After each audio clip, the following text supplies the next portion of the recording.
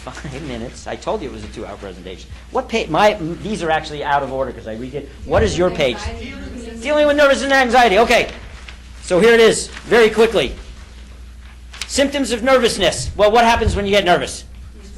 You sweat in places you didn't even know you had sweat glands. Your heart beats faster. A young lady in the back said something, I was a little nervous and my heart was beating fast. Okay, we all know. Couple of things you can do. First of all, it's natural. I was nervous coming up here, so what do? I get out of the room for a couple minutes. You might want to do some shaking of your extremities. Wiggle your toes, shake your hands. You want to drive some of that energy. Everything's energy, right? It's all energy. Just get it out of your body. Just shake it out a little bit. Some people press on a wall, press their hands together. You know, if you do go to the bathroom, do another check in front of the mirror. Guys, you know what I'm talking about. You know, make sure everything's zipped. Okay? Been there, done that. Just check everything a little sideways. You know, sometimes the pocket flaps are sticking up, and you know, just the things aren't in the right place. So just check everything out. Okay? What's the worst thing that could happen? What's the worst thing that could happen when you get up in front of an audience? You forget what you're going to say. Are you going to die? I don't think so. Are they going to hate you? Probably not. In fact, they're probably even a little more sympathetic. So don't worry too much about it. Some other quick and easy things, call me sometime and we'll talk about that. I do want to very quickly see if I can get through at least a couple of the other pages. So what's the next one is controlling the environment. Is that what's next? Yeah. Okay, great. So make a checklist, pretty obvious. Visit the site ahead if you can.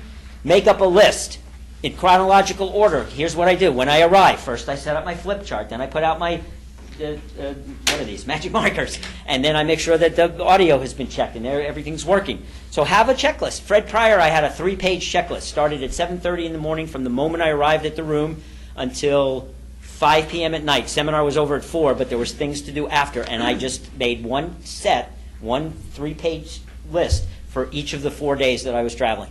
And I just pulled it out. I wrote the date at the top, and then 7:30 in the morning, okay, what do I do first? Boom, go down and meet the person from Kelly Girls. That's who we were using at the time. 7:45, do this. 8 o'clock, do this. 8:30, start meet and greet, because sometimes people showed up a half an hour early. Boom, boom, boom. Use your checklist. Okay? Use it. That's what it says there. All right, next. It says distractions. Patrick, how much time do I have? What would you say, another 5 minutes? Just wrap it up. 3 minutes, and we still should be the raffles. Yeah, that's going to be quick. All right, very quickly. Ongoing versus sudden. Ongoing distractions are like noise, like a fan or something, and nobody really notices that. But it's somebody getting up and walking out. You know, the little voice in my head is going, oh, she doesn't like me. But you just let it go. If enough people in the room look, which is what happened, you may have to say something. The general rule is that if a third of the people in the audience notice, you know, like they're all watching the person walk out, then you probably have to say something. You know, folks, she probably left the lights on in her car. I'm sure she'll be back. And you just make a little comment and then move on. Don't get caught up. Your distractions are things like fiddling with your hair, you know, tucking in your shirt, you know, jingle. Oh, how many times? I took everything out. My pockets are completely empty. I literally took everything out. My wallet's over there. None of you go. I mean, I took everything out so there's no more noise. And then things in the audience, beepers, pagers. You know, I had you turn off your cell phones for that very reason.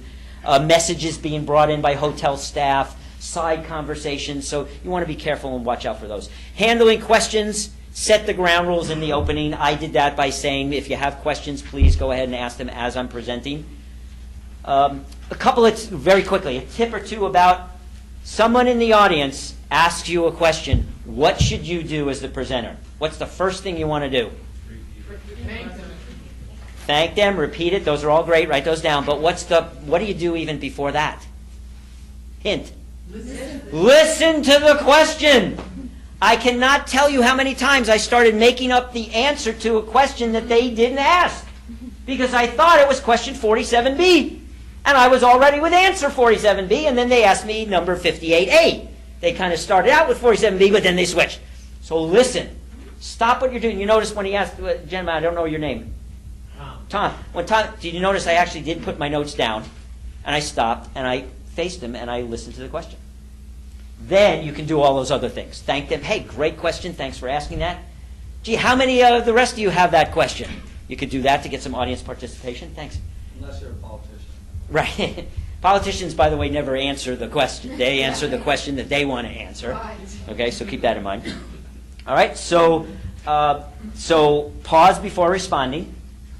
If you do, what do you do if you don't know the answer? Ask the audience. Ask the audience. Great question. How many of you have had that happen to you before? Anybody? Great. Can you tell me, what did you do when that happened to you? And you turn it back to the audience and they answer. You say, great. I couldn't have answered that any better because I didn't have an answer. I didn't have a clue. Or as Rob would say, a clue. Didn't have a clue. So get your audience involved. Again, that's spice too. Gets the audience involved. And many times they got better answers to that question than you do. From a totally different perspective. So engage your audience. Brad, real quick, like restating or rephrasing the question, because sometimes the person who asked the question might have asked very softly or not very clearly. Just kind of restating it before answering, I think is a good idea. Yes. And also to make sure that you got the real question. Because sometimes they don't mean what they said. They thought so you say, so let me see if I understood you correctly. Did you want to know boom, boom, boom? And they say, well, no, not exactly that. I really wanted to know this. Okay, great, thanks. By the way, has that ever happened to anybody? Use your audience. All right, what if there are no questions? Have some of your own. No question. Well, I've been asked this question a lot before in the past. Blah, blah, blah, blah, blah. How many of you have ever, and then you'll get people to raise their hands. All right, last section, rocking and rolling here. Building audience rapport. Appearance, what to wear. Again, try to find out what the audience is wearing and wear at least something that at the same level as the best dressed person in the room. So you kind of want to match them. I don't know a lot about colors. I just like this shirt. And also, by the way, it's got a certain kind of lining. So I'm sweating like crazy. I don't know if you can tell, but it's dripping down inside, but it's not showing anywhere. It's one of those that's got like satin or something on the inside. Feels real good, but it's trapping all that liquid in there. And later I'll pay for it. But because I just get very energetic when I'm training, and I know that about myself, and I don't like to have spots showing up. A white shirt would be good too if I was wearing a suit, something like that. And stay current with your style. Body language and voice, smile. Watch for habits that you might have with eyebrow raising or certain body motions that you do with your hands. Tone, rate, volume, pitch. Vary them as much as possible. You could even talk more softly every once in a while. You don't have to be overpowering all the time. Sometimes you can make a very powerful point by just slowing down like this. Okay? So vary that. And then choice of words, be very careful. I'm be very interested to watch myself on this on YouTube to see how many times I said like my 16-year-old daughter, yeah, I can understand coming from her. But as a professional speaker, you want to be very careful about language. We call them killer fillers. They're just like things you say when you don't really know what else to say. So pause. If you're about to say, just the answer to that is. So just pause for a second. Okay, keep them involved. Ask questions, tell jokes. They can be rhetorical. In my case, they're usually not. Wait for a response. By the way, if you do ask a question, wait for a response to keep your audience involved. And then call them to action. Things would be like, so at the end of this seminar, what are the first 3 things you're going to do when you get home as far as your next presentation? Write those down. Or the one thing we want you to do, please pass out the order forms. The one thing we want everybody to do, whether you purchase this thing or not tonight, is at least fill out the top so that we have your information and we'll put you on our email list and you'll get our new newsletter. So call them to action in some way, shape, or form. Please fill out this evaluation and let me know how I did. Something like that. So in closing, whoop, everybody jump up. In closing, here's the last thing I want to say. In order to give a really fantastic presentation, have a good opening, a good closing, and put them as close together as you possibly can. Thank you very much for your attention tonight.